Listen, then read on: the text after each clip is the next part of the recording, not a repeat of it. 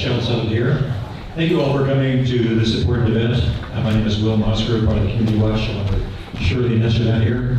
There's a sign-up sheet on the back table. If you are not on our Community Watch list, feel free to put your name on there. We don't do anything with it except send out information about the community.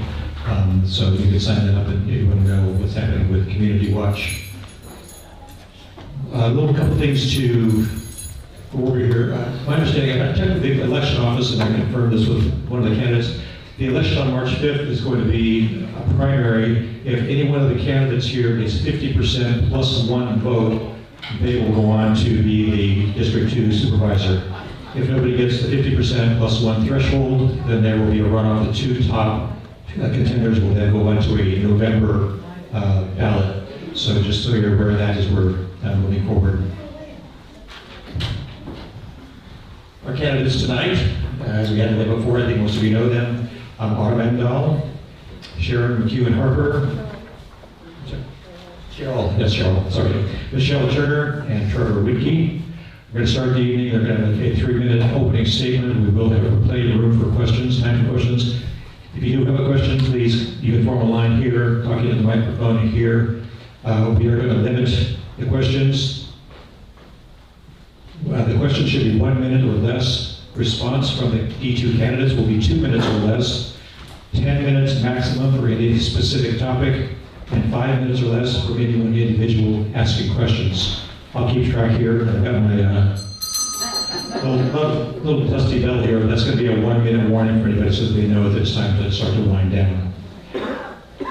The purpose of the meeting tonight is to learn more about the candidates' positions in Calaveras County and District 2 issues as it pertains to the community, and questions to candidates from you, the audience. We will try to wrap this up by 6:30 so everybody will have a chance to get home and enjoy their Friday night. Okay. So without ado, we'll start off here with Autumn. You got to make sure your microphone's on. You guys can sit here. Questions will come here. Just pass the microphone if it's still on. Okay, we're going to get started, yes. Stand up there or you can sit there. You can timing me? Yep. He will as the timer. Okay. I'm just here. You ready to ballot me or? I'll give you a 1-minute warning on the bill. Okay. You ready, Will? Yes. Okay, good evening. I'm Autumn Endahl, a candidate for District 2 Calaveras Supervisor. Thank you, Will. Thank you, Shirley. Thank all of you folks for coming out tonight. I'm running because I have a vision to strengthen and improve D2. To bring all of its residents together to achieve goals and improve our communities through cooperation, collaboration, and hard work. You will notice I don't talk a lot like a politician. I will not promise to fix all that is broken. I will not pretend to be knowledgeable in all aspects of county government. I do commit to being honest, authentic, transparent, and always available to you. I will be a strong and even-handed leader for D2. Years ago, I worked right here in Mokelumne Hill at the Hotel Leger for the Canty Pittner family, where I got to know many of you in this room. Working here, my time helping to run a small business in this community gave me an understanding of tourism, particularly gold rush tourism, and what it means to depend on the locals. Meetings like this one, community like you, are essential and a reflection of our small town rural culture. For those who do not know me, I'm the 3rd generation to live on my family ranch. We are right up between Railroad Flat, Mountain Ranch, and Mokelumne Hill, the very center of D2. My husband is a CAL FIRE prevention captain, and we have 3 children who attend Calaveras High School, Toyota Middle School, and the lovely Mokelumne Hill Elementary School. I currently work at First 5 Calaveras, and through this, I have gained so many wonderful collaborative working relationships with the employees, the organizations, the small businesses, and the government of Calaveras County. In addition to my current employment, I pride myself on my volunteerism. One of my volunteer roles that I'm very proud of has been fundraising and grant writing for Calaveras National Little League. Having secured funding for the upgrade projects at the Quinones Field in San Andreas and the Railroad Flat Ballpark, Calaveras National Little League's general fund was freed up to use on much-needed upgrades right here at Hobbs Field in Mokelumne. In collaboration with the Mokelumne Hill Veterans Memorial District and my brother, who is the president of Calaveras National Little League, they have replaced the backstops and doing multiple upgrades up there. If you haven't seen it, I encourage you to go. Tons of volunteers from this community have been up there. My husband, my son, my nephew, and their whole juniors ball team. So go check it out and catch some games this year and see a reflection of what our communities can do together. I hope my years of experience working, volunteering, living, advocating for this community and all the other ones at D2 reflect my dedication, my understanding, and my commitment to all of you. A candidate like myself with years on the ground is what the Board of Supervisors needs. Thank you. Thank you, Adam.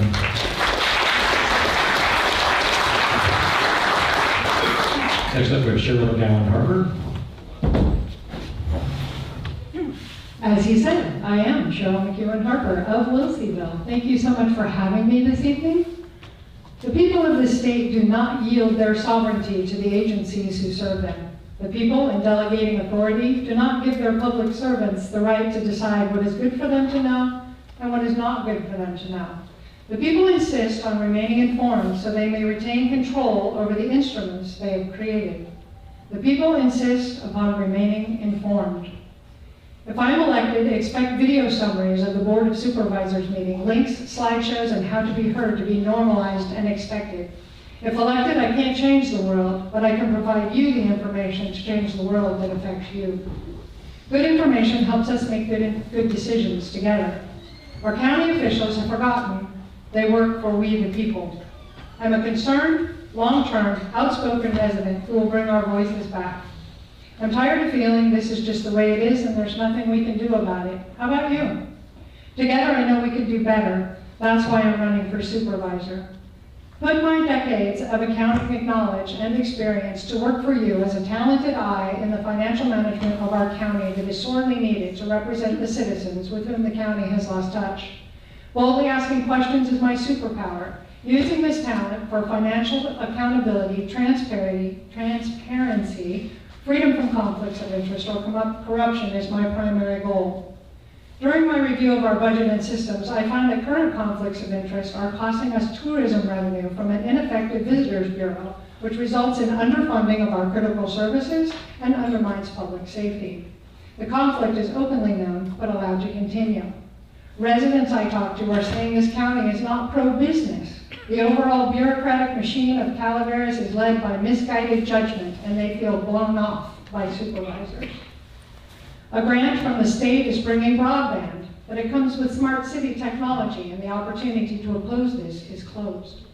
I will keep us informed and stay in touch with our communities. Figuring out how to implement low-impact, high-yield revenue sources is hard, but I'm willing to put in the work, listen, and entertain all ideas with an open mind.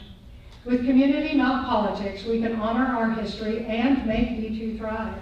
I see my election not as an end to a campaign, but as the beginning of a valuable relationship to build and protect the beauty that is District 2 and Calaveras County.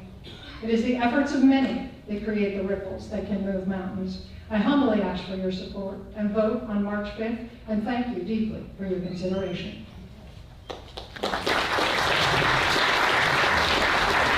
Thank you, Cheryl. Michelle Turner. Good evening. I want to thank the Mokelumne Community Watch for organizing this event, my worthy opponents for keeping me sharp, and of course you, the public, for attending and making it all worthwhile. It's a pleasure to be here. I'm Michelle Turner, and I'm running for District 2 Supervisor. Experience matters. When I spoke here in January, I went into some detail about my background. Tonight, I'm going to keep it brief. I've served as an elected official since December 2011 when I won a seat on the San Andreas Sanitary District Board of Directors. Over the last 12 years, I've worked with staff, management, and the board to reduce expenses, increase efficiencies, and serve the public conscientiously. Now, with a comprehensive plan, a strong management team, and dedicated staff, the San Andreas Sanitary District is well positioned for the future, and I'm ready to expand my scope. I managed a $7 million budget while serving as the fiscal and administrative supervisor for Amador County Behavioral Health. In 2019, I managed $12 million in grant revenue for community medical centers, a federally qualified health center. Currently, I'm the Deputy Air Pollution Control Officer for Calaveras County. I'm responsible for overseeing and administering air quality permitting, burn permits, and several grant programs, including the wood smoke reduction program. Experience matters. I love Calaveras County, and I can't imagine living anywhere else, but we have issues. Poor road conditions, unreliable electric grid, long response times to emergency calls, homelessness, mental health challenges, housing shortages, and limited employment opportunities. Addressing these issues requires strategic planning, community involvement, and sustainable revenues. This is not what the current board offers us.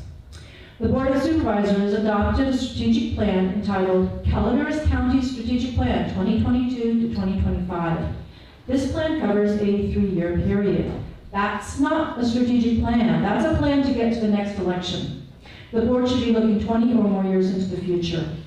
Board of Supervisor meetings are open to the public both in person and by Zoom. However, there are restrictions that limit the public's involvement. Constituents must attend the meeting in person to address the board during general public comment or to request removal of an item from the consent agenda. This creates a barrier that prevents much of the public from actively participating in board meetings. Phone numbers and email addresses for the supervisor are available on the county website. However, there are no posted office hours or community outreach events included. This is an oversight that could easily be remedied. Supervisors need to be available, and the public needs to know when and where they're available. One-time funding is useful for infrastructure projects. However, current revenue streams are necessary to maintain and operate infrastructure as well as provide services. We need to bring tax-paying businesses into the county. Creating business opportunities while maintaining the unique character of our communities is the challenge. And it requires open and ongoing dialogue among and between communities and county government, including the supervisors. A willingness to investigate possibilities and ask questions is essential to reach a positive outcome. Experience matters.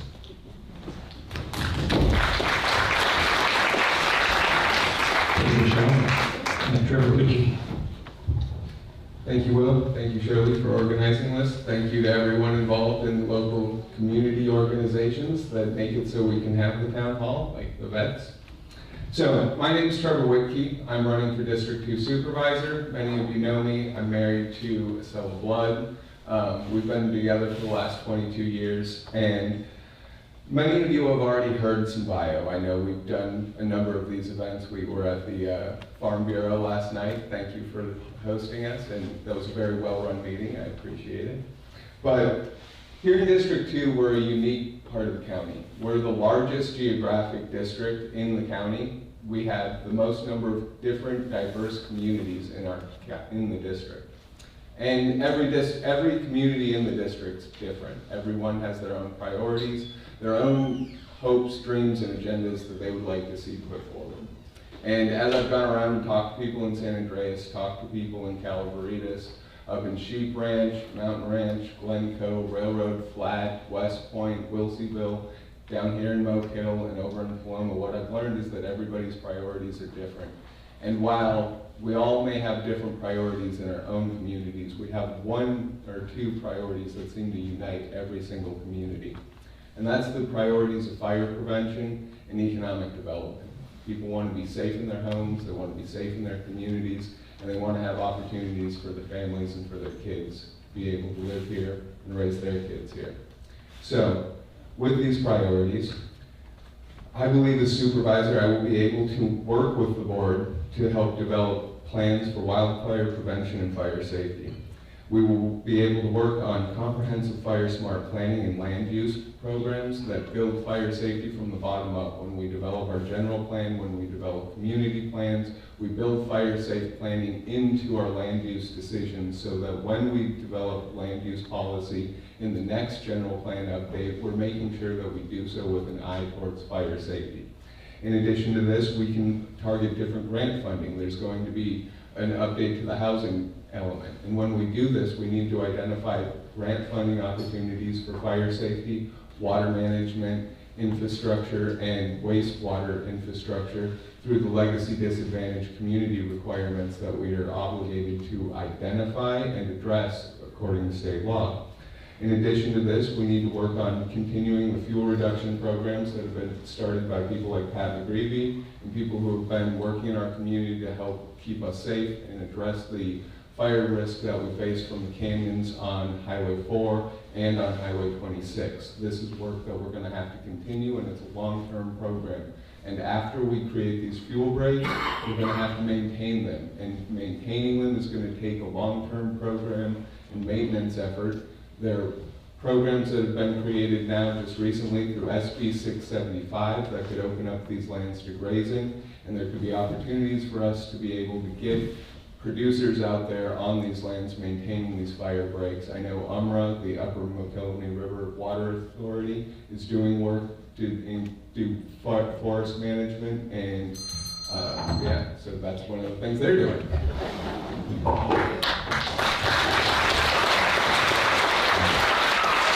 Thank you all. You folks in back, there are some seats up here. You can have you, if you want to stand, that's fine. But if you'd like to sit down, there are some seats towards the front.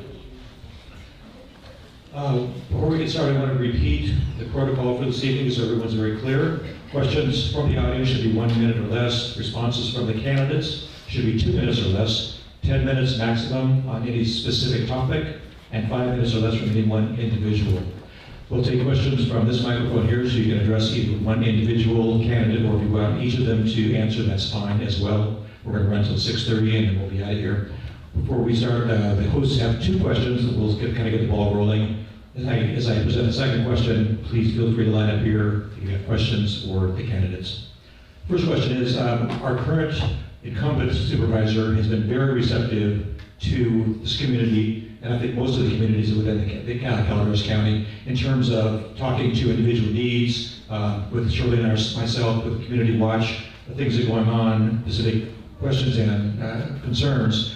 What I'd like to hear from each of you is, not only for Mokelumne Hill, but for each of the communities, can we expect the same kind of response to individual and community issues? I'll take that because I've got the mic. Yes, I would believe that you would get the same level of responsiveness. I have given my phone number out to everybody. I will maintain the same phone number. If anybody wants my card and wants my phone number, feel free to come and get it. I think we need to get back to the tradition of town halls, like Autumn mentioned. It's one of the things that really makes our community great, is that we do have community town halls. We have events and dinners. I think it's one of the things that brings Mokel out. Definitely guaranteed to bring a big crowd anytime you have a dinner. So that's something that I think I would definitely support and would continue. I would absolutely be available. I think one of the key things for me is that is one of the key descriptors of the job. A supervisor has to be available, whether that's a phone call, an email, meeting at the hardware store, town hall meetings, whatever. I think one of the biggest issues is that, like I said, we don't have that information about supervisors, about where they're going to be. You run into them or you don't run into them. Getting hold of them is kind of a crapshoot. And I think that I would suspect that all of my opponents here would say the same thing. We all want to be available. I promise to make that a priority for myself. And not just this community, but in all the communities.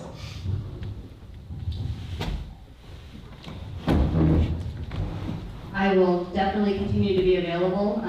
Currently, I am, at Saturday basketball, sitting on the sidelines, having conversations with residents about what's going on in their lives and what they want and what they need. You'll find me on a lot of Friday nights at the American Legion in Glencoe, chatting with people. Friday nights in Mountain Ranch at the potluck. Coming to these events, I would love to continue doing. Going to coffee shops and sitting. As far as regular office hours, definitely. How that would look, something I have envisioned is at local businesses. Being, at the coffee shop in West Point, certain day and time. Being at the coffee shop here, certain days and times. And just available to have a meal with people and chat and see what you have going on and what your needs are.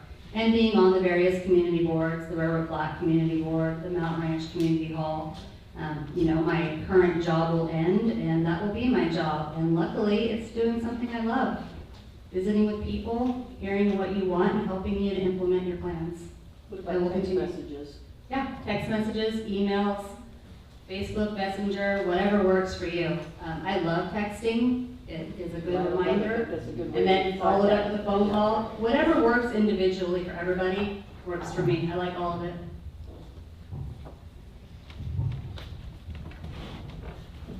Well, the easy part is, I agree with everything that they just said. Check. I think the other thing that's really important is being available, showing up in you know, and I'm already doing that, as some of my opponents are. But I think that if you get a hold of me and you want your voice heard, or you want something, you know, there's something that's upsetting you and you want to be able to be heard, whether I agree with you, whether I don't agree with you, doesn't matter. What's most important is that you find a way to be heard, whether that's at the board meeting at the beginning in the section for public comment, whether you are actually able to comment via Zoom in the board meetings, so you can participate online. They do look online for participation there. So making sure that you're heard on every level is my commitment to you. Thank you all. Second question that we have from the host is Calaveras County education. This is going to be a big question. I'm sure it will come up tonight. Can you just outline for us, each of you, what the role is of the supervisors as individuals and at the board, and how they will interact with the county and the school district to ensure that there's quality education for our children and students?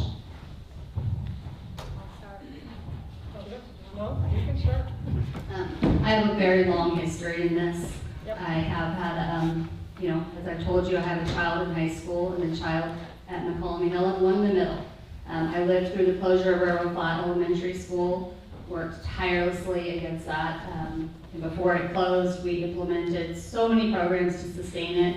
We were paying for all the para-educators, the preschool, the after-school program, tutoring programs, you name it. We were spending all the money we could. We had Tiger Fest that Megali cooked at, and we wrote grants and fundraised, and we kept that school afloat. Unfortunately, it did close during COVID. The enrollment was super low, but we learned a lot and we implemented a lot. We shared with West Point and Mokelumne Hill with our enrichment programs, and so I'll continue, and I am continuing. And what's really neat is there's a wonderful, amazing group of women who are working super hard on this, one of which is in the room, Sella Blood, Melissa Kumare-Shumway, and Lindsay DeLordo, and Shireen Celeste, and Marianne, and it's amazing. They've formed an advisory committee, and they are bringing so much to light and making so much progress. So I feel really good, and we have to keep our schools, specifically in D2. Our communities need them.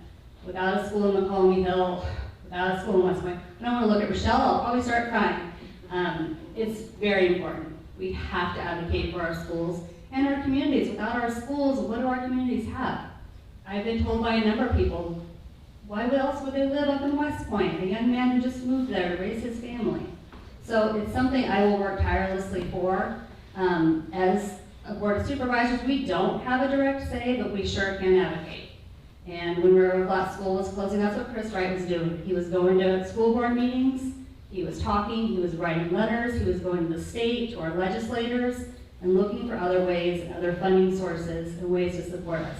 And I will 100% do that. You have my commitment.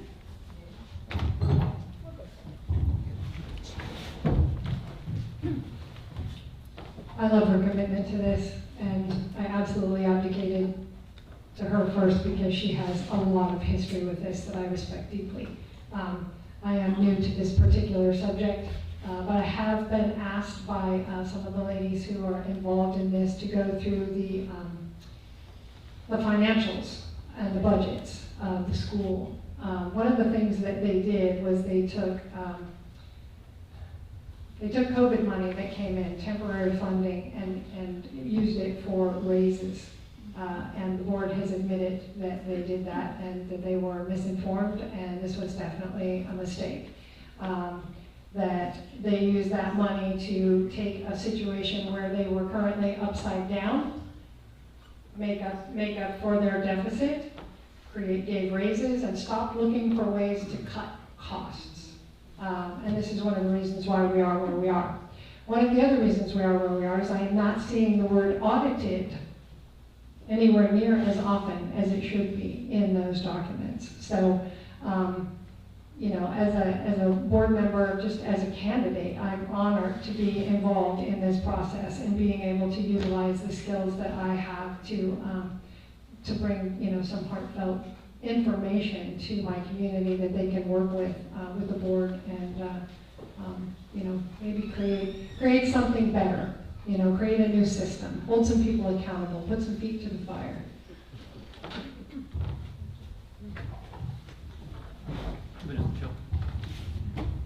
Well, I don't have children in the school district. I have not been involved with the school district like Autumn has, and I have not seen the books like Cheryl has. And as Autumn mentioned, the Board of Supervisors doesn't have any direct relationship with the school districts. They're separate districts, they have separate funding, etc. But one thing that a board member could do is advocate with the state to support the school districts that are in rural areas that don't have the kinds of funding that other districts have. And I would absolutely support school districts in any way that I could, because that is the key to growing a community, is to educate the children so they can contribute to the society.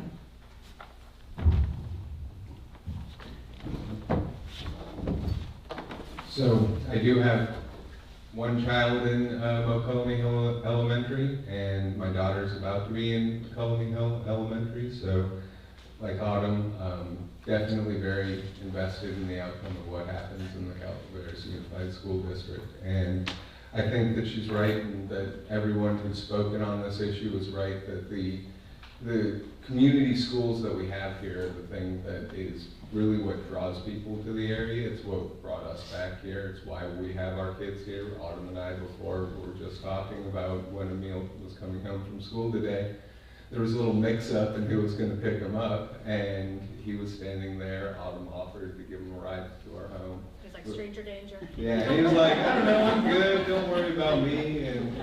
And he was. And it was good because there are people like Autumn here, there are other people in our community who are looking out for each other's kids, and that's why we came back. We wanted to be able to make sure that our kids, our son, our daughter, were able to walk around in our community and were able to come home from school without having to worry about what was going on if somebody wasn't able to be there right at that moment. And so this is important to us. It's important to have these schools here in our communities and not have to bus our kids hours away. I know when I was in school at different times, I had long bus rides, and some of those bus rides were wild. And I remember the first day of public school getting up, and this is one of my earliest childhood memories. It was dark out, and I couldn't believe that I was getting ready for school. It was the first time I had ever woken up in the dark and getting ready for the day. So we need to keep these schools open. We need to have our kids be able to stay here in Mokelumne Hill Elementary, West Point. I know that there's a lot of work that's going to have to be done. There's the Community Budget Advisory Committee that's been started. They're going through, there was a meeting the other night while we were at the Farm Bureau talking. There was a very important meeting that happened, and the Financial Crisis and Management Assistance Team, well, they were here, and it was a good meeting. Thank you all. So questions from the audience? If you have a question, come up here and make sure that the microphone is on.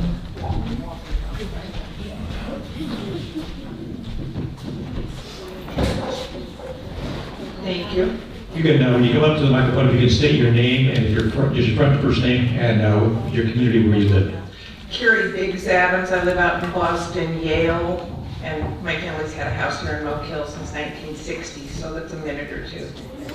I want to talk about Measure A and funding for our firefighters. Now, I know that you were all great and have endorsed this, but not everybody here may know that. So I want to give you guys an opportunity to talk about Measure A and where you stand on it. Awesome. I'll start. So yes, there's not many distinctions here among the candidates for Measure A. Everybody supports it as far as I know. I know I do. I'll speak for myself. And the main reason I support it is having gone through 2 fires, being evacuated at different times in my life. I know what it's like to go through fire. The Leonard fire, we escaped. There wasn't any problems there, but the Butte fire hit us pretty hard. And I know that it's important for us to be able to have our consolidated, or different fire districts. I know Central Fire has helped to put out a number of fires that have erupted up on Jesus and out on Harbor Road that have really, really been scary, because we're out there on the end of a one-way road, and if the fire happens and we can't get out, we're stuck, and there's nothing that my mom can do. And so it's important that we fund them. It's important that they are able to have the response time that they've been able to have these last few years to keep us all safe. And so I will continue to support the fire districts. I'll support Measure A. I hope everybody else does. I know that out of the lowest funded fire districts in the county, the lowest one is Altaville, but otherwise it's Mokelumne, it's Central Fire, and it's West Point. And those are the communities that are most at risk of fire over here. And so I encourage everyone to support Measure A. Well, I also support Measure A. While I was evacuated from Butte Fire, I was not in any danger, but the Willow Fire that was the next year actually started on my property.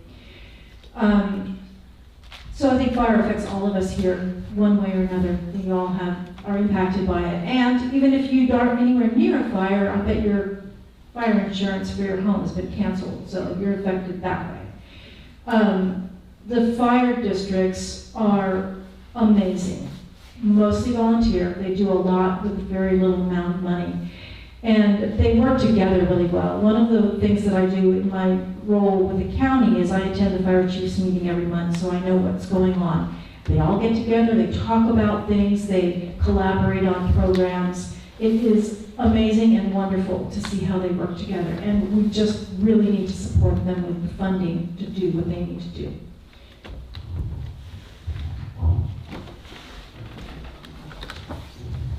I've also lived through many fires and have a lot of value in our district fire departments. One thing we have to remember specifically in D2, such as in Mountain Ranch and West Point, our CAL fire stations are seasonal. They close for a lot of the year. So all we have out there are our district departments. They're the only ones responding to fires, and while there's not a lot of fires this time of year, there's a lot of vehicle accidents. There's a lot of medical aids. Not this storm, but the storm before, we had some crazy icy roads, and I'm traveling the D2 roads at least twice a day, and came across Central Calaveras Fire on 2 different incidences dealing with vehicle accidents, directing traffic, making sure everybody's safe. So they're working tirelessly all year, but specifically this hard time of the year when CAL FIRE is not there. They're also, advocating for us, helping to educate us on defensible space and what we can do ourselves to keep safe and protect our homes and our roadways. So I 100% support Measure A. While it will be an impact on us, the value outweighs the negative impact of a little more taxes.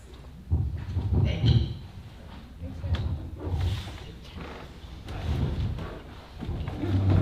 Measure A rocks. Although I don't necessarily like why we have to have it as a sales tax, our tourism dollars go towards our public safety, and if that's spent in other ways or diverted in other directions, it directly cuts into our public safety funding. I remember when the ground actually went out underneath the asphalt in North Fork Canyon one year, and my phone went off because locals are directing traffic. When I called the CHP, we know about this. Do you know that there are people taking lives in their hands out in the road directing traffic around a piece of asphalt under which there is no ground? Oh no, we'll get there right away. So in Wilseyville and West Point, our average age is 61, and we can be landlocked very quickly by weather and many different things. I've also been speaking to the D2 supervisor in Mariposa County, and they lost their entire volunteer fire department because they were not able to pay for the new educational requirements required by the state, and they now pay $2.5 million a year to CAL FIRE. So I think it's critical that one way or another we hold on to our fire departments. And I was horrified when I found out that they were only making minimum wage, many of them. West Point, Wilseyville wasn't even making minimum wage prior to the property tax that passed recently in the last couple of years. And we really fought to make that happen. Yes, I support our firefighters 100% from the top of my head to the bottom of my toes. I hope everybody will vote for it. It failed by 200 votes the last time. 1,200 people voted and didn't vote that question. So your vote actually counts, folks. Please, we need everybody to vote for it so it'll pass. Thank you.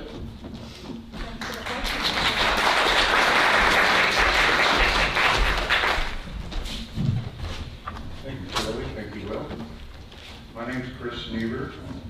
I own numerous properties and businesses throughout D2. My question is for all four candidates.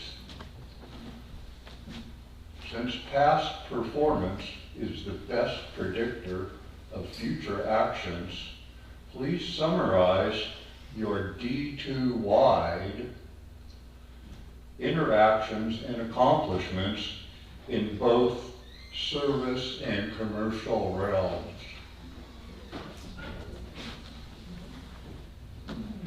Need a clarification.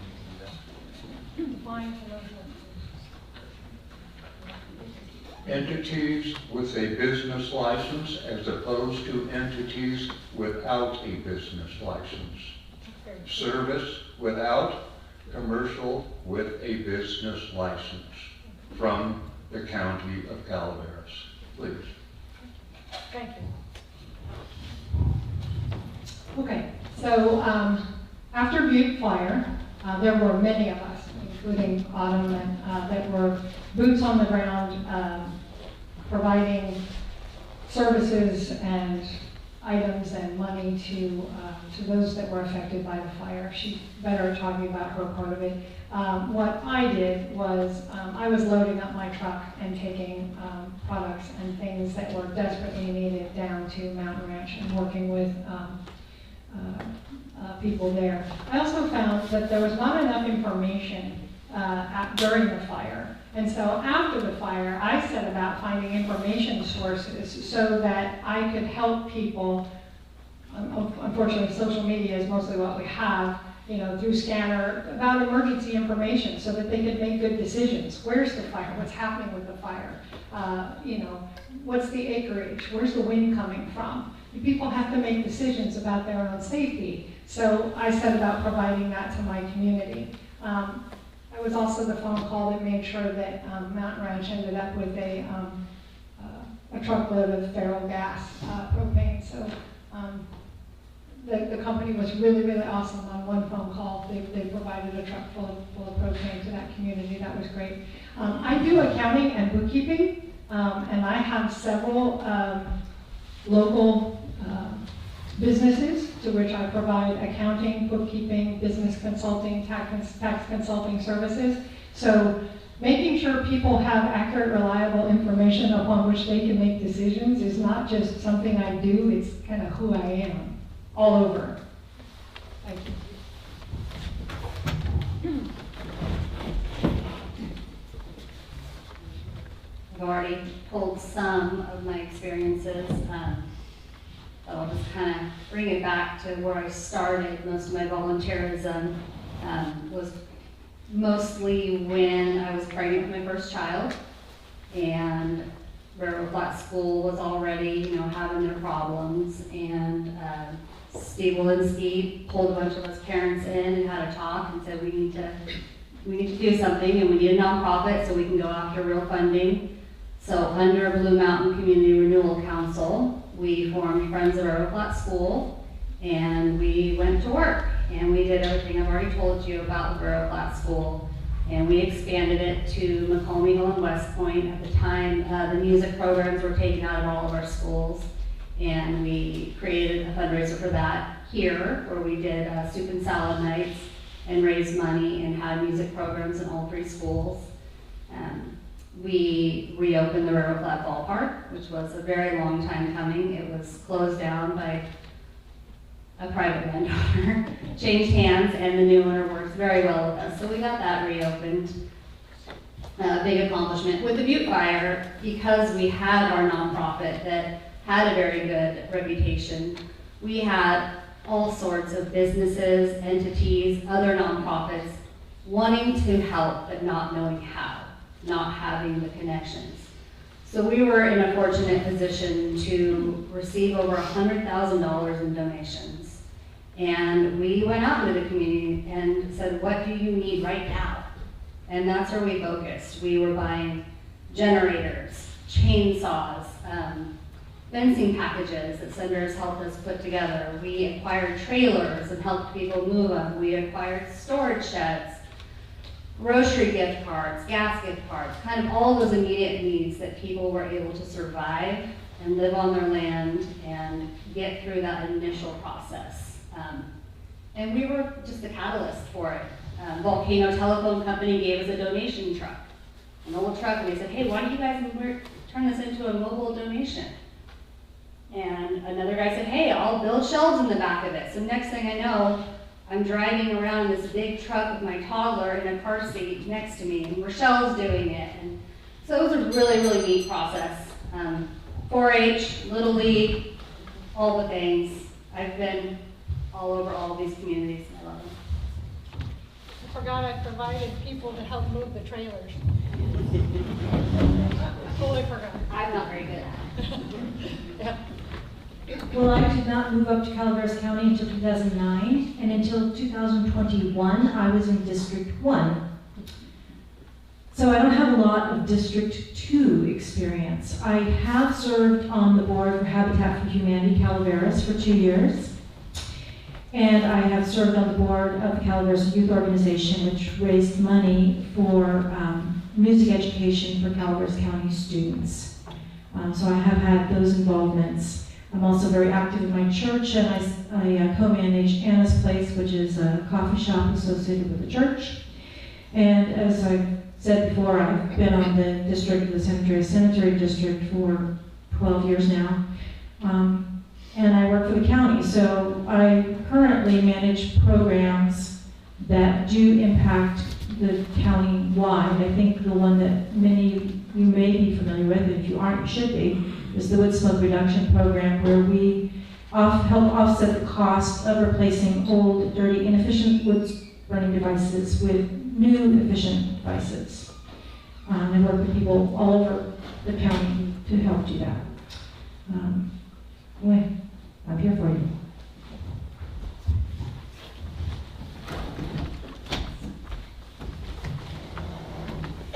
So a lot of my service and commercial activity in Calaveras County is related with the cannabis industry. I grew up here, grew up out on Harbor Road, where a lot of the cannabis activity was going on in the early days of the medical cannabis scene.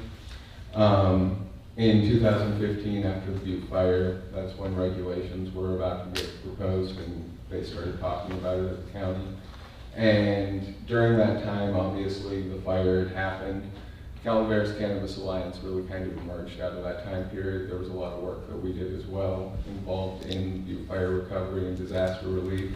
There was also work that we did throughout the community. A lot of philanthropic donations happened throughout 16 and 17, but more than that, what we were able to do through the CCA was engage in the community and really try to reach out and learn about the community and develop an approach that wasn't necessarily just about pushing influence and using money to try and buy influence. When I took over, it was about trying to get involved in the community and engage in a different way that made it so that we built long-lasting, sustainable connections with the community, as opposed to just trying to buy people off, which is one of the things that I think was a weakness of the early days of the CCA. And so What we did instead was we focused on engaging in community involvement. We worked with the Planning Coalition, and we knew that we had to develop land use regulations. And so we went to people who were involved in local land use issues that could teach us about how to get involved and understand the different trade-offs that happen in land use decision and what good land use policy looks like. And so through that process, we were able to help craft regulations, and those regulations, I think, all the candidates through all the forums basically agreed that we did help solve the problem that we had helped to create early on. So there was chaos, there was a lot of problems between neighbor interactions under the urgency ordinance, and we recognized that and tried to address it. And we worked to create a comprehensive regulatory program, which we've successfully done. The regulations that are in place today have created over 83 businesses. They employ over 530 people, produces between 14 and $20 million in economic activity over the last few years, according to the Ag Report.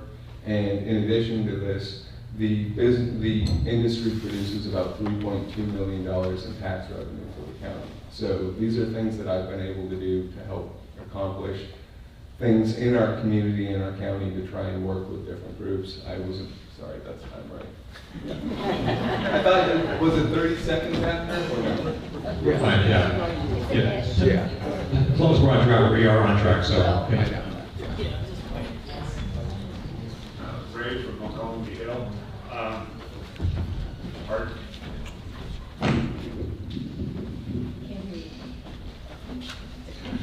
Ray from Mokelumne Hill. Everybody talks about jobs and local economy. One of the biggest economic engines in this county is construction. And there are thousands of undeveloped parcels in this county. I would like to hear from each of you how you are with growth, pro-growth, anti-growth. Thank you.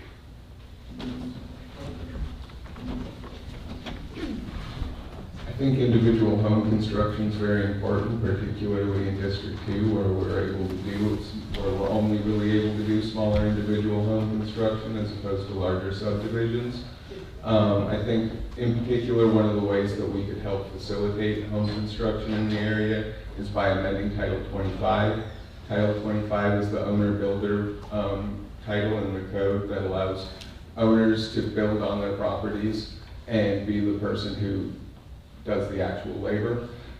There are ways to do it that make it so that these people who can build their own homes on their own properties can turn around and rent and sell their homes. The way that the regulations are currently rented, they discourage or eliminate that ability for 3 years and require owners to bring the homes up to the latest version of the building code, which is unnecessary. If it's been built in the last few years under the Title 25 code, it's going to be built to a higher standard and a higher code than a house that was built in the 70s. But a house that was built in the 70s doesn't have to be brought up to the current code, doesn't have to be brought up for that for renting or for selling. So I would take away those restrictions and make it easier for owner builders to be able to sell and rent their properties after they build them. I think that could help us replace some of the houses that were lost, because 500 houses were lost during the fire, and we haven't recovered all of those. So that's one way that we can help encourage and incentivize building in District 2 in particular. And I'm definitely not anti-growth or pro-growth. I think we need to have smart, reasonable growth. Well, I think it's a perfect segue because I'm not pro-growth or anti-growth. I think we need to do smart growth. I think we need to really be intelligent about how we grow. We need to make sure that the infrastructure is there to support the growth. Utilities have got to be there. What's the ability to put in septic. We need to make sure we're growing in a way that supports what we want for our communities. Obviously, housing is a huge issue around here, and whatever we can do to facilitate the building of additional housing, perhaps some mini houses. I think there are also some plans that are available to help streamline the permitting process. But there may be other kinds of building that need to be done as well. And I think we just want to be smart in how we build. We don't want to just build for the heck of it. We want to do it in an intelligent way that works for us as communities.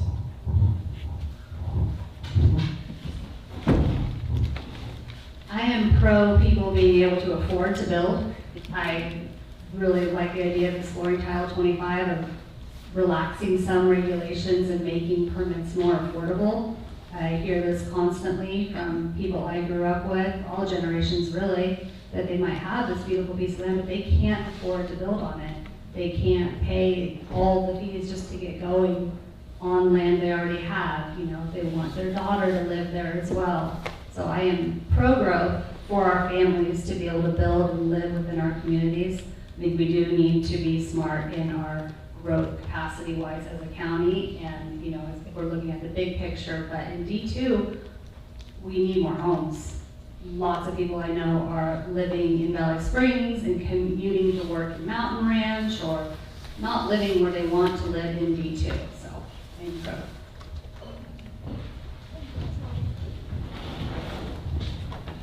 Shocker, I agree with all that. Check, check, check.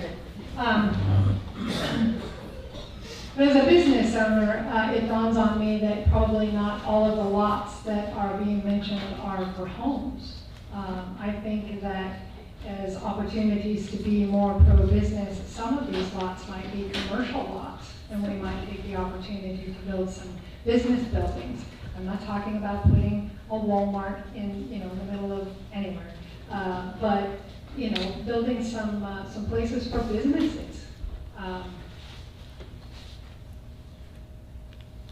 We lost our cement plant. You know, there could be some building there. I think the thing that's most important as I listen to this gentleman, Frank, I believe it was, we need to be directing our business locally. The board needs to be looking at hiring and contracting out to local contractors and local companies. I know a lot of the consultants and builders are brought in from out of our county, and I'd like to see that change.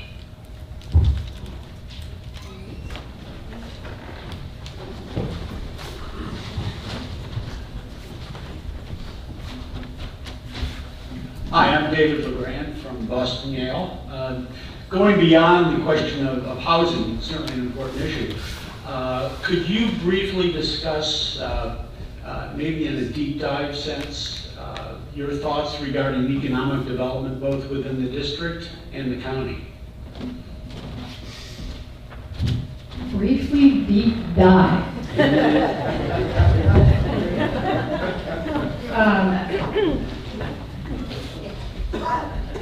Economic development. Okay guys, here goes. The county is starting an ad hoc committee, and they are going to start treating cannabis like just another industry. This means they're going to start looking into cannabis tourism, which is taking off in California. Where do I stand on it? I have a foot in two camps. I'm a capitalist, and half of the grows in Calaveras County are in District 2.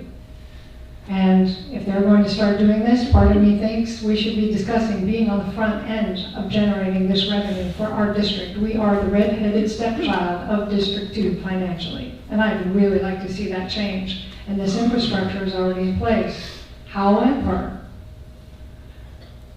our Constitution requires peaceful enjoyment of our properties, and that's critical, and we should not be afraid.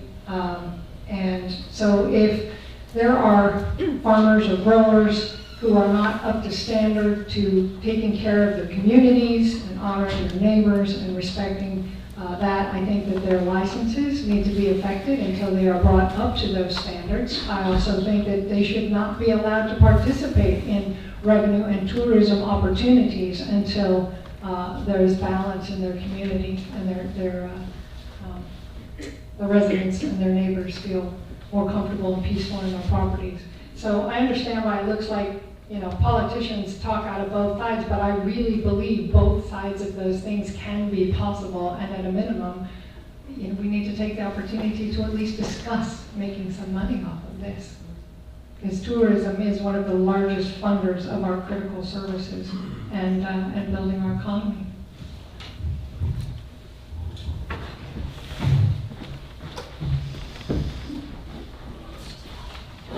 So similarly to building, I think our county could do better making it easier for economic development. I think we could help small businesses out with the regulations and the permitting and try to encourage it a little more.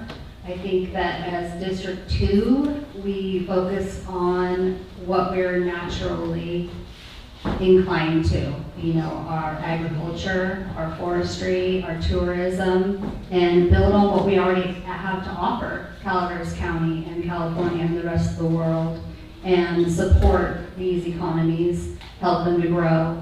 As a supervisor, you know, by trying to make the permitting process easier, lessening regulations, and encouraging local support.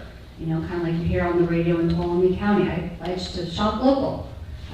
And just supporting that, helping to build it, and having a broad eye for what we can do, and being accepting of ideas, talking to communities, talking to small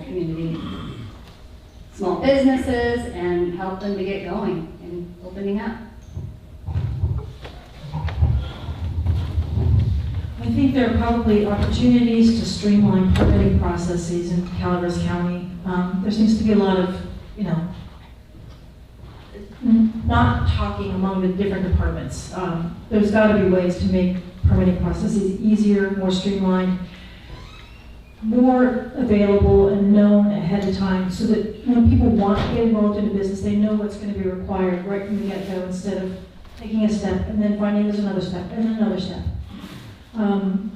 I also think that there are some possibilities, perhaps in cannabis. Perhaps there's some opportunity in the mobile slaughterhouse. Perhaps there's opportunities in building small homes, or I think there are probably a ton of possibilities, and I'll bet there's a bunch of people here who have ideas about businesses that could be grown. I think we just need to encourage them, and we need to be open to them.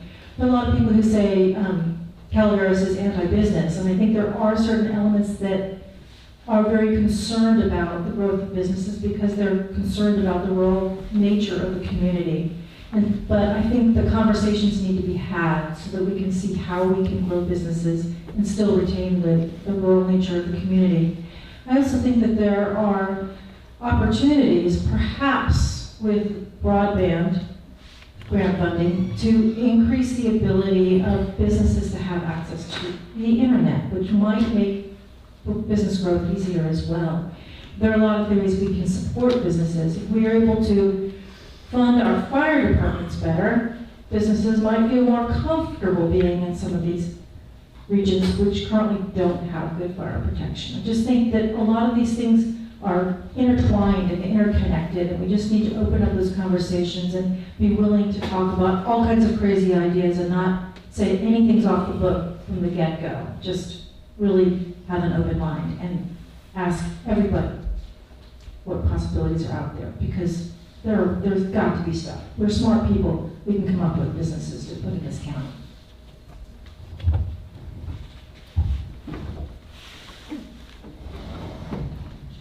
So there are a number of things that we can do to focus on economic development. I think Autumn had mentioned how we need to lean into our strengths and things that we are already good at. We talked a lot about that last night with the Farm Bureau.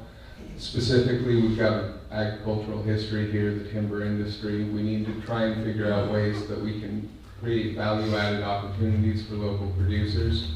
The USDA mobile slaughter or stationary slaughter program is something that's been in the works for a long time. Looks like there's a lot of movement that's happening on it, and hopefully in the next 5 to 7 years, which is still a long way out, but that's how long these programs take. It looks like there will be movement on that, and hopefully there was a meeting last night a lot of meetings happened last night. So while we were at that meeting, there were stakeholders that were talking about this over in Mokelumne County, and I think that there are steps being taken forward on this, and I would just work as a supervisor with people who are already involved, who have already put in a lot of the legwork, and do whatever I can to help with that. In addition, we need to find more direct-to-consumer opportunities for local producers, be it vegetables, ranchers, anybody who has produce that they produce and want to get to consumers. We need to increase the number of farmers markets. I know, I assume everybody in the room would like to see a farmers market here in Mokel on a regular basis. So that's something that we should work towards. We should try and make it so that rural ag properties are able to do these type of events more regularly. In addition to this, I think that we should focus on, the cannabis industry's been mentioned a number of times. Cannabis tourism's kind of treated like it's going to be the next goose that'll lay another golden egg, and it's just not really the case. There are ways that we can make money, but unfortunately, we just don't have any hotels or Airbnbs on this side of the county, so it's not like any TOT tax is going to get generated out of cannabis tourism. Instead, we may get some sales tax, and we may get a lot of stone drivers on the road. And instead of having that, we could do something else. We could expand the industry without expanding any cultivation, without increasing the area of square footage under cultivation. We could instead work with micro licenses and delivery licenses, allowing retail options that would actually bring in sales tax.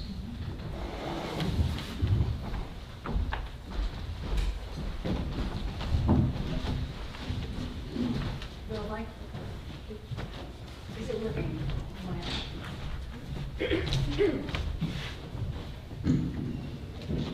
There we go. Julia Costello, Mokelumne Hill, and this might tie into the economic development we've been talking about. When we were spending those many years working on the general plan, there were strategic meetings in each community to make community plans, and they asked these community members, what the greatest assets of the county were. And number one or number two in every community was our historic assets. Our motherlode ambiance, our gold rush architecture, our sites up here. And yet we are the only county, not in the state, but in our area, that does not have a historic preservation ordinance. We have no laws in place or no incentives to protect and enhance our historic resources. And I wondered what, if I could ask you all, what you feel that you might be able to do about that. If elected as supervisor, I would definitely support the passage of a historic monuments ordinance here in the historic building ordinance here in Calaveras. After speaking with you, Julie, it became one of the top priorities. It's the very first thing in my platform. And it was talking to Julie, and it was reading the community plans, and literally every community plan in District 2 put that at the top of the list. People understand the value of our history here and the importance of it, and want us to really embrace and lean into that. And so that's something that when we talk about tourism, it's definitely, it's the history that we have here, it's the ability to draw people in and tell that story to them. Everybody should pick up the Mokel phone book. It's full of Mokel history, and so I'll do whatever I can to try and preserve and maintain our local history, and really, if you've seen my signs, that's kind of where we're at. And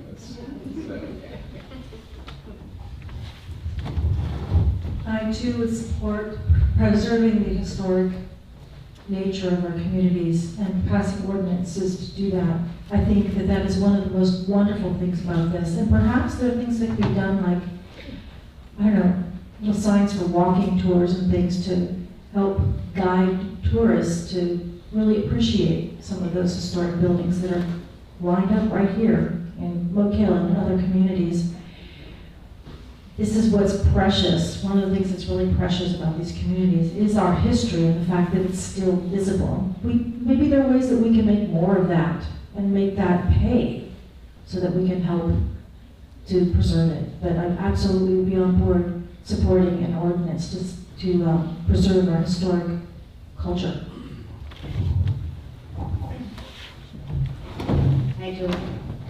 I would support a historic preservation ordinance, and to do that, I would ask you to copy and have you tell me how I should do that and what I should present to my fellow board members, how I should advocate, what other groups I should talk to. I would lean into what I have in the community, which is you. And I would work with my fellow board and convince them to join us. What she said. Also, there's a national registry of historic buildings that you're probably aware of. I'm originally from Detroit, and at one time there were more buildings in Detroit on the National Registration of Historic Buildings than any other in the nation. And I think maybe getting some of our buildings on that registry might help protect them and bring them to people's attention.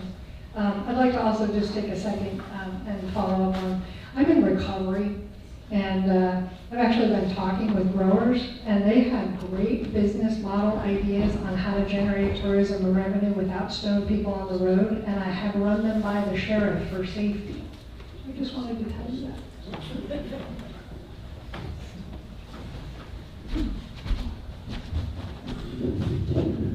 Bob Jarrett from Mokelumne Hill. I was going to ask a question about the ambulance service in the county, especially on this side of the county, but that's probably too long a story with the time that we have. So I'm going to satisfy a curiosity with sort of a local scuttlebutt. It's my understanding that Caltrans is in the process of, they've already got the design, essentially, and begin work on a roundabout at the intersection of Highway 49 and Highway 26 right here in Mokelumne Hill. And I was just wondering, if, obviously, if you're aware of it, have any of the locals here at some level, at any level, had any input in how that's to take place and the impacts? And if you agree with that approach versus, let's say, a traffic light, or leaving it essentially as it is?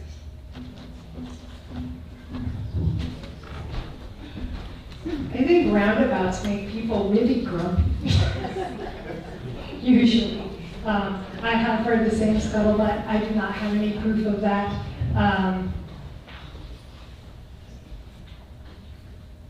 I'm really glad that they put the stop sign there, although there were a lot of accidents, as we know, because people didn't know the stop sign was there for quite a while. But I think we've gotten used to it. I kind of like our town without a traffic light. I kind of like things without the traffic light. First of all, I really don't like the traffic lights telling me when it's safe to turn left and when it's not. I'm just kind of a rebel that way. But I really like like it having the four-way stop there. And you know, I would need to, since now you've brought it to my attention and I'm information girl, I'm now going to have to look into it. Thank you for your question. Hi, Bob. I haven't talked to anybody about it. No one's come to me. I'm open to hear what opinions are. I don't love roundabouts. We tow trailers sometimes. Well, my husband tows trailers. I don't. They're a pain for that, and they just seem confusing. It's always confusing. I don't love roundabouts. I think the stop sign seems to be working fine. I'm going through this intersection at least twice a day, and it did take a little getting used to. It got a little nasty when it snowed here last winter, and people could not stop coming down 26, but I think it's working, and if it's not broken, I don't think we should fix it. Well, I hadn't heard about that particular roundabout. I'm kind of shocked. But then there's a roundabout down Liberty Road, yeah, which just seems like a bizarre place. I mean, how much traffic is there on Liberty Road? But whatever, I'm not a traffic engineer. They tell me there are good reasons for them, but I'm not entirely sure. And as I've mentioned, they are really difficult to maneuver a trailer in a roundabout. And people don't always know that they're supposed to kind of like give, and I don't know. It seems like it's an unnecessary kind of approach for a community like this. But I'm curious to hear what you all have to say about it. I believe the roundabout that is being proposed has already been accepted and is going to happen. So I think while we all may have personal feelings about it, we may hate it. I know I didn't like the stop sign. We've got perfectly metered traffic. If you're trying to get out on Main Street here, there's like a car literally every, 50 feet. And so it's hard to get out. You can't really turn left. You got to go to the four-way. So, you know, people are never going to like change necessarily, particularly when you're used to something. So we'll see how people like it. We'll see whether or not it's a problem. But as far as I know, Caltrans has made the decision and it's going to happen, and there's nothing that we can do to stop it, and the period for input has already passed.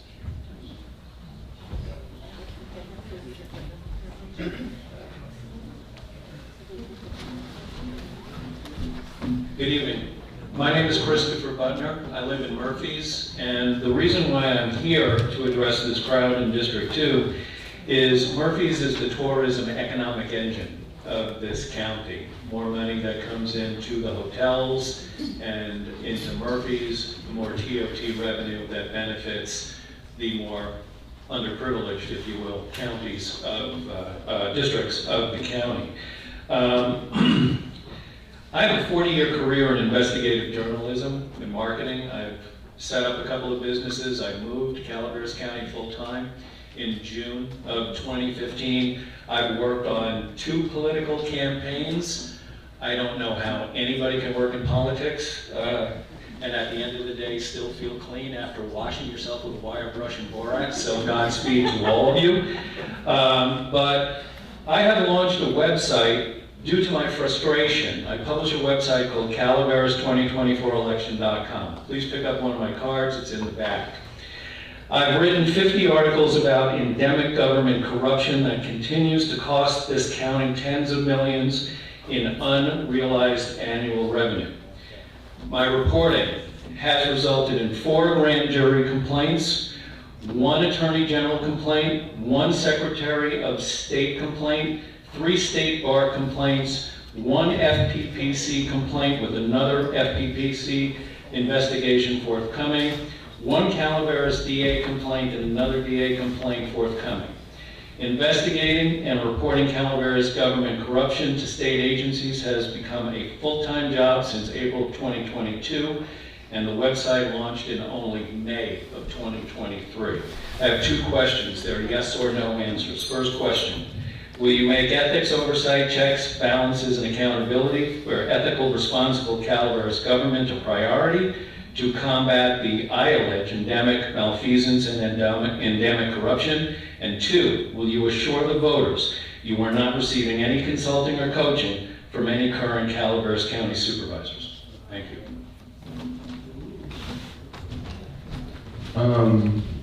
I didn't catch all the first part of it, Chris, so I know that you said endemic corruption a lot of times. I'm not sure specifically what endemic corruption you want me to speak to.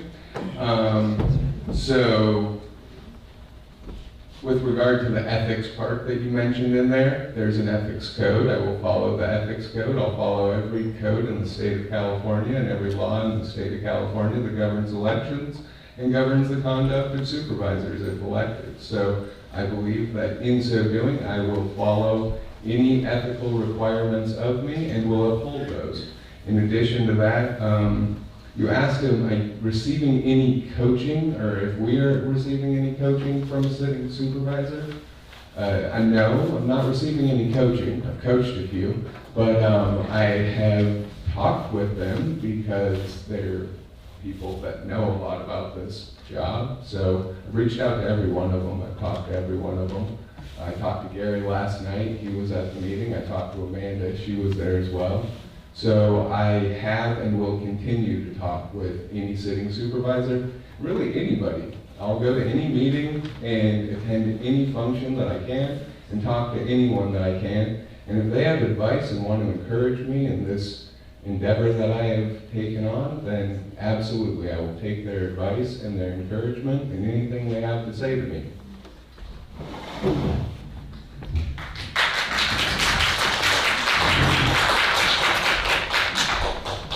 Well, I'm going to say as far as ethics is concerned, I will also follow the rules, but I think it's more important not just to follow the rules, but it's not just corruption or it's also the appearance. There are things that could be perfectly legal, but that might look like corruption. And I would like to stay away from those things as well.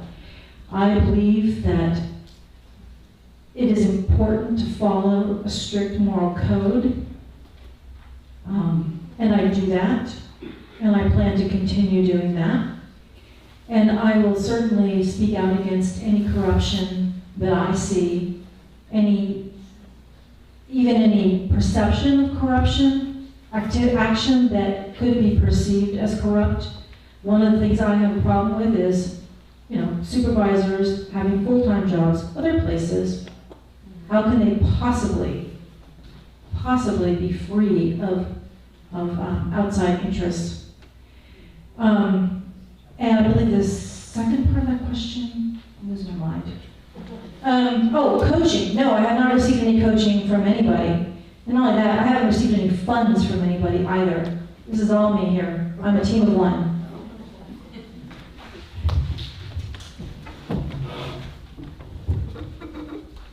I'm going to attempt to answer this as well. Ethical, absolutely. Ethics are everything.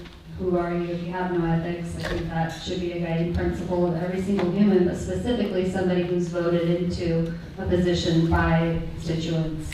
I will always be ethical. I think corruption has zero place in our government and anywhere, and I will not tolerate it. I will not look at it. I won't be a part of it. I don't have a coach. I don't have a campaign team. I don't have any of those things. I also have had conversations with supervisors. They're all very kind and transparent. 2 of them attended our night last night. And I will continue to discuss, our county, what's happening now. I go to board meetings when I can get off work. And I think it's good to be involved and know what they're doing now, know what we're up against should we be elected. So I wish I had a coach or a campaign team. And ethics are everything, Chris.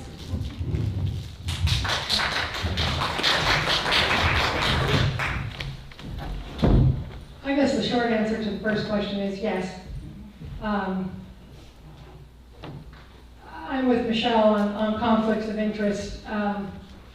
If we have board members who work for agencies that report to the board, I think they need to choose who they're going to work for. And I choose the people, always. So I'm kind of known locally as one of my friends and clients, one of the most honest people they know, and I intend to do my best to keep that reputation. And it's who I am in my heart, because it helps keep me sober. I have to walk that clean, keep my side of the street clean. As for coaching, I do actually have a team of people that helps me. They show up and help take notes and collect email addresses and that kind of thing. I did actually talk to the sheriff before I started running, and he was nice enough to give me his time, and I asked him questions about what he thought worked for his campaign, what he didn't think worked for his campaign, what he would do differently, what was the hardest part of it, because I wanted to know what I was getting into. And boy, I'm going to tell you what, I had no idea with all those answers. But I sure do appreciate all of you. Thank you. This will be the last question, and we'll have closing comments from our candidates. Chris? Chris Niebuhr, owner, Prindle House Cellars. Our main street here, the biggest town in D2, is characterized by condemned or closed businesses. We have a crashed economy. Because I also own a historic landmark and businesses, I know why.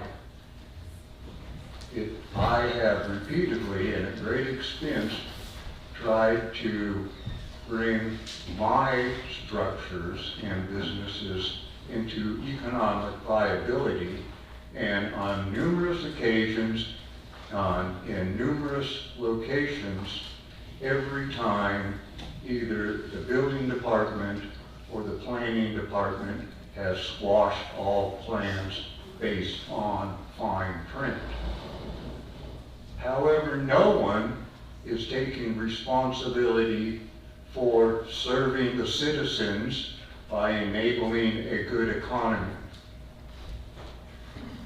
How will you, if you take office, help get these businesses going and us have an economy where we do not have million-dollar deficits in Calaveras County, billion-dollar deficits in the state, and a federal government that just prints money recklessly, thereby destroying everything we own?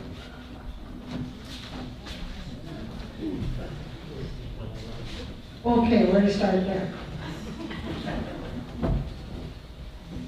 My brain just kind of went, ah, oh, I get it. I totally get it, from the top down. So Gary Tofanelli was talking about the fact that we pay our property taxes and we think that those are immediately available to the county. And these are some things that I've learned from listening to the board of supervisors when they speak at meetings. But we don't get that money back until May.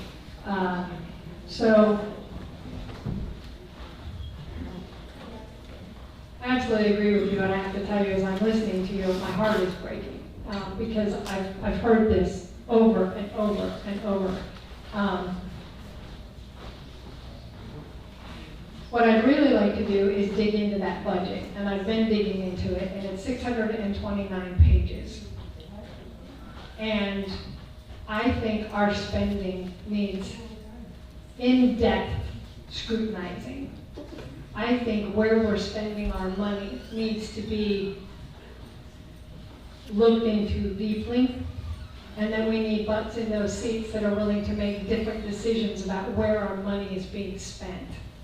I think our critical services and our people are more important than projects like, you know, they spent some money, I got in trouble for this last time I was here. They spent some money on starting a Park and Rec Commission instead of putting it towards critical services. I think there's a whole lot of money that can be put back into these communities to build them up, and I would commit to finding it. And speaking up. So like most other things that would be in my toolbox would be reaching out to people like you, Chris, and Julia, and Terry Weatherby, and other people that have the knowledge and the history on these things, and understanding the history of how we got here, where we are, what we can do moving forward, and taking that information to the county and advocating for you. I think a lot of that comes down to, same with economic growth, trying to get the streamlining of the processes and making sure we're looking at these historic buildings through the appropriate lens and not holding them to the same standards as a building that isn't historic. We have to, you know, meet things where they are and meet people where they are and not hold it all to the same standards. So I would lean into all of you to know how to bring that forward and advocate for you.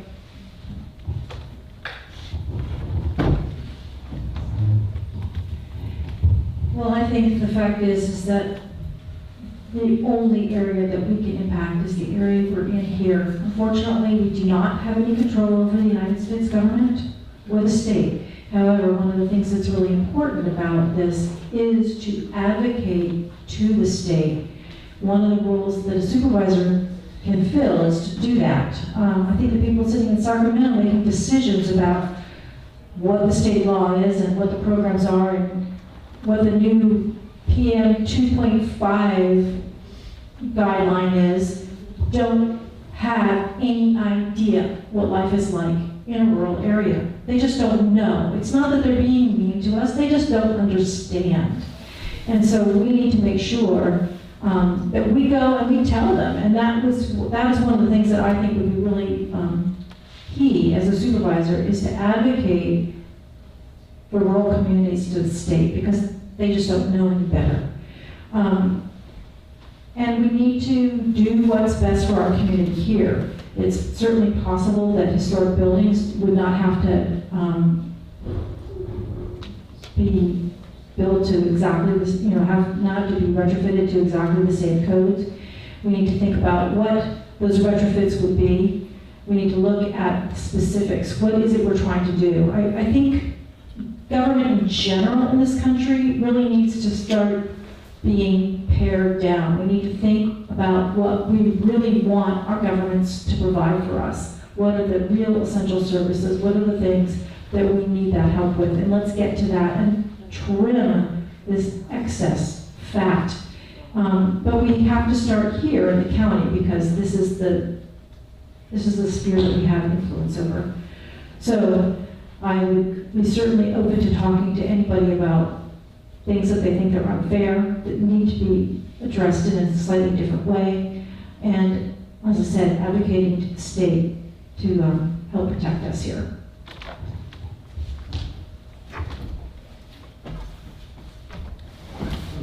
Yeah, as it relates to Calaveras County, because that's what's in our purview and what we're able to actually have some control over, I think that one of the things that the board needs to do is, like I said earlier, we need to take a comprehensive ground-up approach that starts with land use, look at land use decisions. There's the zoning amendment update that's happening right now, and that's Title 17 of the county code. It's a process. Right now, people can have input and can help shape the outcome of that process, but if people don't get out and get involved in the process now, it'll get adopted and it will happen to you without your input. So one thing that all of us can do, everyone in this room, us as candidates, we can talk to people, we can find out what's important in terms of economic development, historic building ordinances, things like this.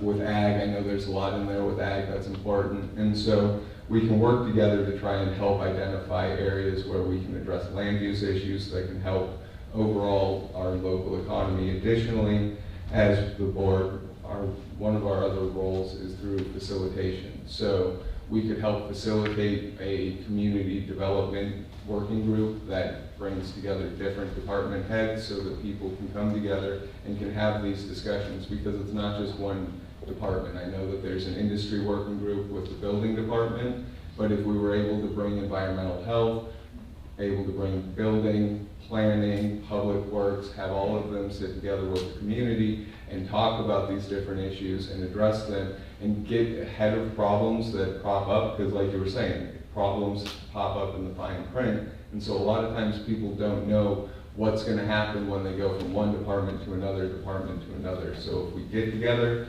have a community development working group, we can actually begin to get ahead of problems that happen when people are in the planning process for their different business or economic development programs they're trying to do. And Michelle mentioned advocacy. We don't have any control or any say over what happens at the state and national level, but there are a lot of different organizations the board members are a part of, like RCRC, that's the representation for rural counties. There's CSAC. There are different ways that we can have a voice and influence both state policy and national policy. And as a board member, I would work with my fellow board members on those projects. Thank you all very much for your questions. We'll now have closing comments, and we'll go anti-alphabetical order. Trevor, you can start off. 2 minutes, please. So I don't actually have any prepared closing remarks. I know that everybody has received their ballots in the mail. I think many of you also received my mailer in the mail with your ballots. So just a friendly reminder, if you were wondering who to vote for, it's there with your ballot. But in my mailer, I talk about competent, open-minded leadership, and that's one of the things that I think I do really bring to this community and to the race. I think if you look at our campaign, if you look at the way that we've conducted ourselves, and yeah, we do have a team. We have a team and a lot of people who are supporting us, and we wouldn't be able to do this without the support of everybody who's made it possible. I've never made a mailer before. I've never done all the things that I've had to do and learn throughout this process. I've had a lot of people teach me and show me the ropes. And while I've worked on campaigns and I've worked with people throughout the years to try and help shape local politics for the better, I think that this process, going through a campaign, what we're all putting ourselves through, has really been eye-opening. And I think that one thing that everybody can be rest assured about in this election is you have some of the most vetted candidates that have ever been vetted by Calaveras County. I've never seen this many candidate forums. I've never seen the level of participation where everybody's showing up. There are other candidate forums that have been happening in other districts, and not everybody's showing up. But everybody showed up to every meeting that they've been invited to. So I think that's something that's really good about everybody in this race. I think you have some choices in front of you. I would definitely appreciate every one of your votes. I've been out here working hard. I will meet with every one of you. I have my card. You can talk to me if you have any concerns, anything that you think that is important that you want to bring in front of me. I'm available to talk to you about those issues. And if I'm elected, I will work day in and day out on your behalf. I will try to find solutions to the problems that face Calaveras County residents all over the district, and I will do that tirelessly every day that I am supervising.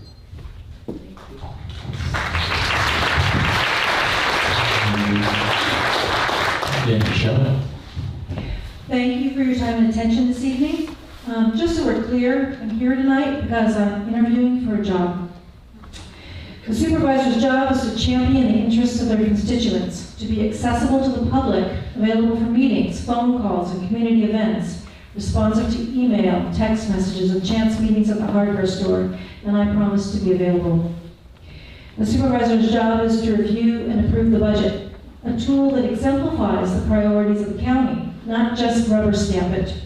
I will actively review the budget, ask questions, request revisions before granting approval. The supervisor's job is full-time. It's not possible to meet with constituents, advocate for county interests at the state level, thoroughly review board packets, and prepare for meetings and committee meetings while working 40 hours a week doing something else. And holding another job creates conflicts of interest that cripple the board's ability to govern. This will be my full-time job. The supervisor must collaborate with and build consensus among the other supervisors just to keep the lights on, much less affect any real change. I will work with other supervisors to ensure that Calaveras County is governed in a fair and equitable manner, that constituents are heard, and that policies are enacted that make Calaveras a better place to live, work, and thrive. In short, I would like to be there for you and to represent you. And I would be honored to have your vote on March 5th. I'm Michelle Turner, and I'm running for District 2 Supervisor. Thank you.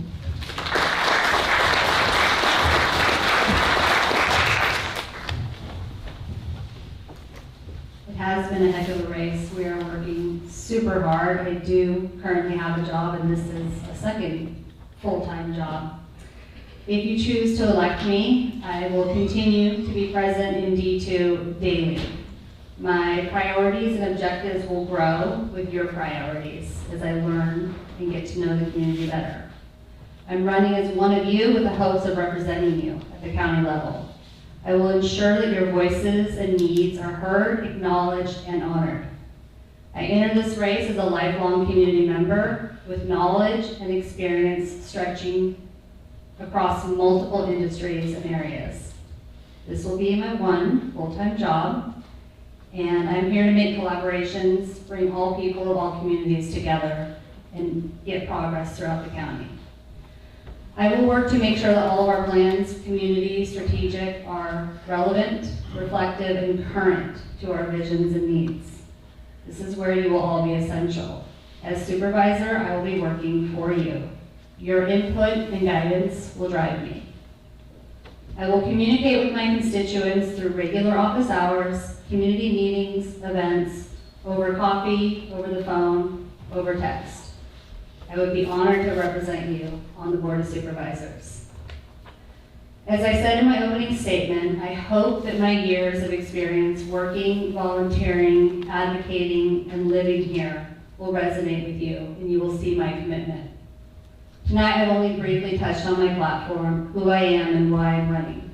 I encourage you to reach out to me. I'd be happy to meet up and tell you more about myself. You can Google me, look at my website, my Facebook page. I wasn't able to do mailers. And I'd appreciate your vote right now, on or before March 5th. Thank you.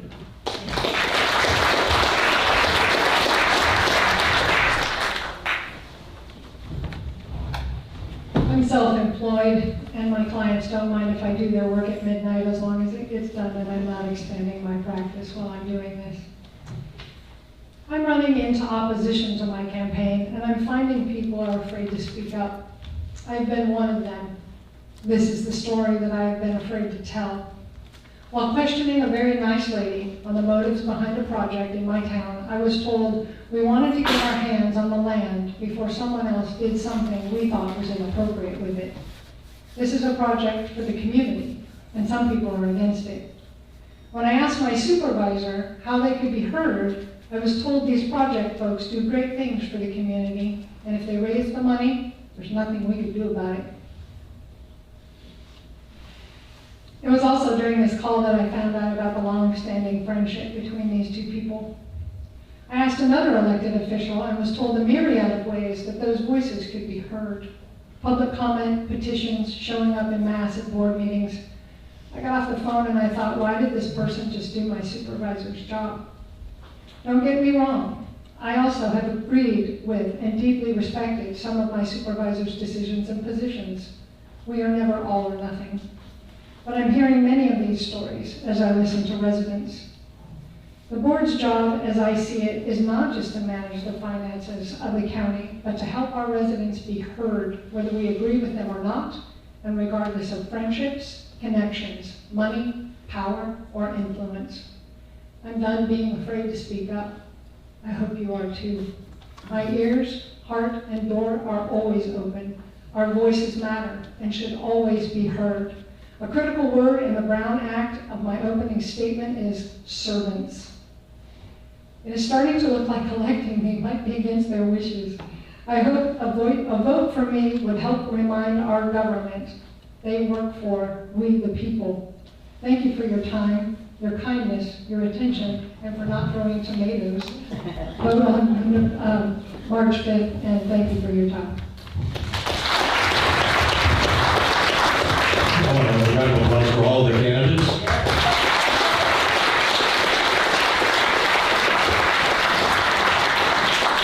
I'd like to thank you all for coming out. Patty Newcomb, thanks so much for the use of the hall tonight. Nice and toasty warm in here, we appreciate that. Mike Moran for getting the sound system set up. David LeGrand for getting a lot of the chairs and things set up. And if anybody's around here for a few minutes, they can help us put things back, that would be appreciated. The meeting is being recorded from Elver's TV. We will get a link to you via the normal outlets, Facebook and direct mail. That link is available to view if you want to go back and review what's being said. So thank you, candidates. Good luck to you all. If nobody starts through it to 50% plus one, we will see you, two of you, back sometime before November. Keep your questions coming in. It's been great to see you all. Thank you very much for coming down.